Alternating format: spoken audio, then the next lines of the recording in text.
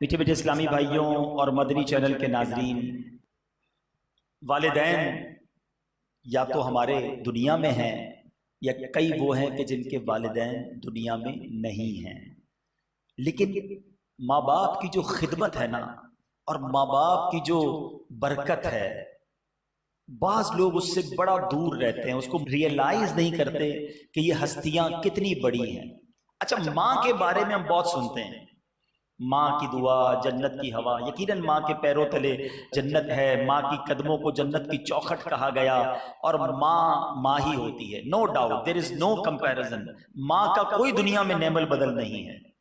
لیکن والد کے حوالے سے بعض اوقات وہ فیلنگز نہیں ہوتی ہیں، والد کے حوالے سے وہ محبت کا اظہار بھی نہیں ہوتا ہے۔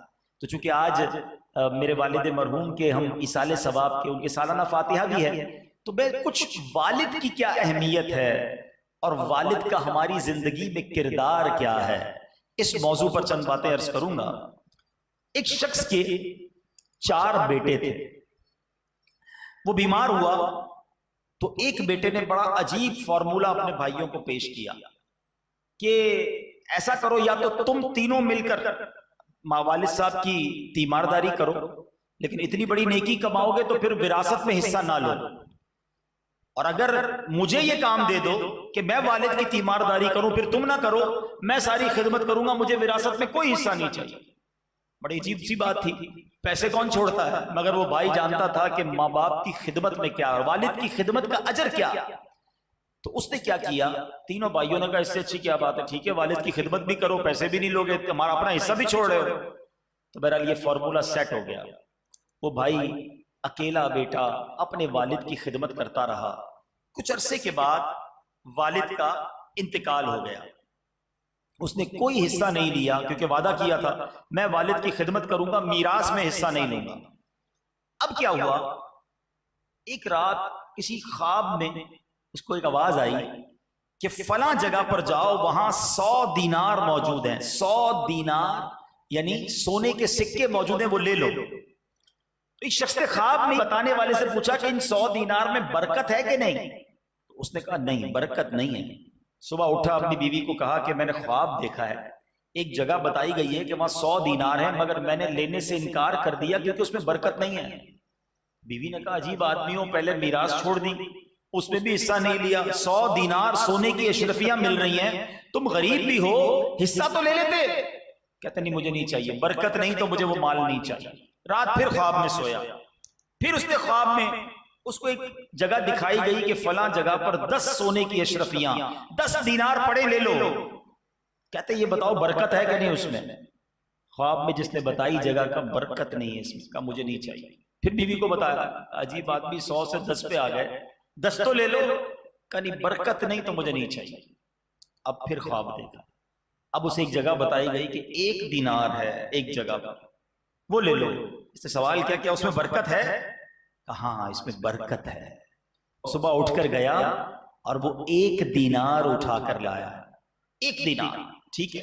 اور اس کے بعد اس 1 دینار سے اس نے گھر والوں کے لیے کہا کہ مچھلی خرید لیتا ہوں، اس نے 2 مچھلیاں خرید لی کہ کچھ نہیں تو گھر والوں کو اچھا کھانا تو کھلا دوں۔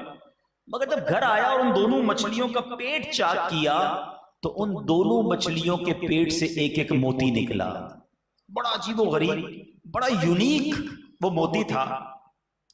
تو اب اس نے موتی تو رکھ لیا اپنے پاس، مگر ہوا یہ کہ بادشاہ نے اسی دن ایک آرڈر جاری کیا کہ مجھے اس کلر کا اور ایسی ڈیزائن کا موتی چاہیے۔ سارے شہر کے جیولرز کے پاس اس کے نمائندے گئے، کہیں وہ موتی نہ ملا۔ آخر کار اس کے دروازے تک لوگ پہنچے تو پتہ چلا ایک بندہ ہے محلے میں جس کی کل مچھلی کے پیٹ سے موتی نکلا۔ جا کر ڈھونڈا تو موتی نظر آیا، کہا یہ تو وہی موتی ہے، بادشاہ کو بھی دکھایا، کہا یہی چاہیے۔ تو اب کہا کہ اس موتی کی قیمت کیا ہے؟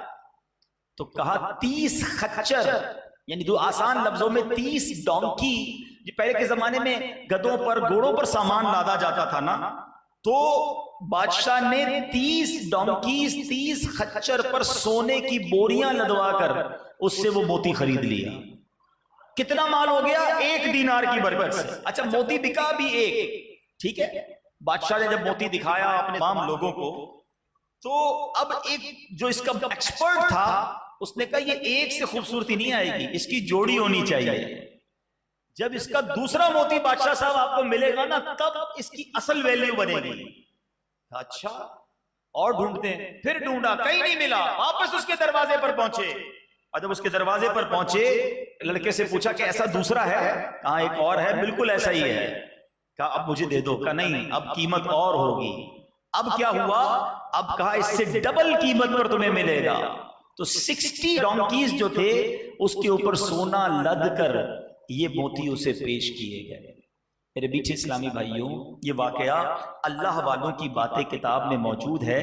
ہمارے لیے درس کیا ہے؟ یہ میں نے واقعہ تو بزرگوں کا سنا ہے نا، قرآنی بڑا مشہور واقعہ ہے سورہ بقرہ کہ اگر واقعے کو پڑھیں تو یہ سورہ بقرہ کس لیے اس کا نام بقرہ پڑا؟ بقرہ کہتے ہیں عربی میں گائے کو. یہ جو گائے کا والا واقعہ ہے یہ دنیا کی سب سے مہنگی گائے بکی تھی. تفصیل ہے اس واقعے کی لیکن اشارہ دے دیتا ہوں، جنہوں نے پڑھا انہیں معلوم ہے، نہیں پڑھا تو تفسیر قرآن میں پڑھے کہ سونا بھر کر اس گائے کی خال میں ایک نوجوان کو اس زمانے کے لوگوں نے دیا تھا. کیوں؟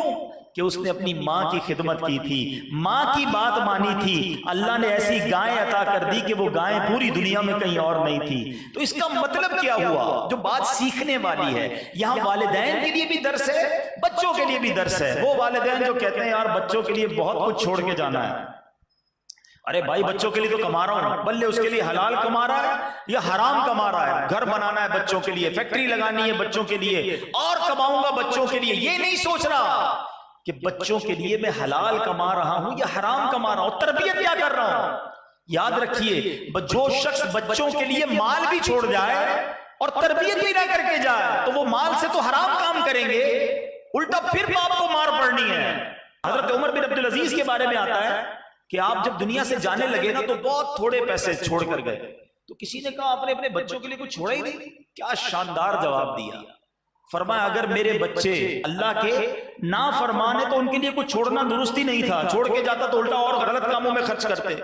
اور اگر اللہ کے فرما بردار ہیں تو اللہ پاک غیب کے خزانوں سے انہیں عطا فرما دے گا، ان کو خود ہی غنی کر دے گا، خود ہی ان کے روزی میں برکت ڈال دے گا کیونکہ وہ اللہ کے فرما بردار ہیں. تو اصل چیز نیک اولاد ہے جو مال جمع کر کے سوچتے ہیں پیچھے بچوں کے لیے کچھ کر جاؤں. ارے بھائی پہلے ان کی تربیت تو ایسی کرو کہ مال چھوڑ کر جاؤ تو وہ مال تمہارے لیے صحیح طریقے سے استعمال کرے. اور دوسری بات، اگر تھوڑا بھی چھوڑ کر گئے ہو نا اور برکت والا، آپ نے لفظ سنا، برکت والا ہے، حلال ہے، اللہ اس تھوڑے میں بھی برکت ڈال دے گا. آپ نے کئی مثالیں دیکھی ہوں گی، اربوں پتی لوگ دنیا سے جاتے ہیں، ان کے بچوں کے لیے بہت بڑا بزنس چھوڑ کے جاتے ہیں، لیکن بچے غلط کاموں میں ہوتے ہیں، تھوڑے عرصے بعد وہ سارا بزنس بیڑا غرق ہو جاتا ہے.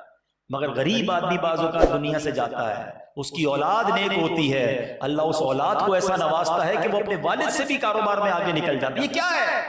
یہ اللہ پاک جس مال میں برکت ڈال دے، اصل یہ مانگا کرو. اور پھر جو دوسری بات، حلال تھوڑا بھی ہونا وہ بہت برکت والا ہوتا ہے. لوگ کہتے ہیں زیادہ ہونا چاہیے، زیادہ نہ مانگا کرو، اللہ سے مانگو مولا جو بھی دے برکت والا دے، خیر والا دے، سکون والا دے، حلال دے. کروڑ پتی لوگ بھی رات کو نہیں سو پاتے، ایسے بھی ہیں، بیماری ہے ان کے ساتھ. اور ٹھیلا لگانے والا رات سکون کی نیند سوتا ہے، 5 وقت کا نمازی ہے، بچے اس کے فرما بردار ہیں. اصل چیز پیس آف ہارٹ ہے، دل کا سکون ضروری ہے، صرف نوٹیں ضروری نہیں ہیں.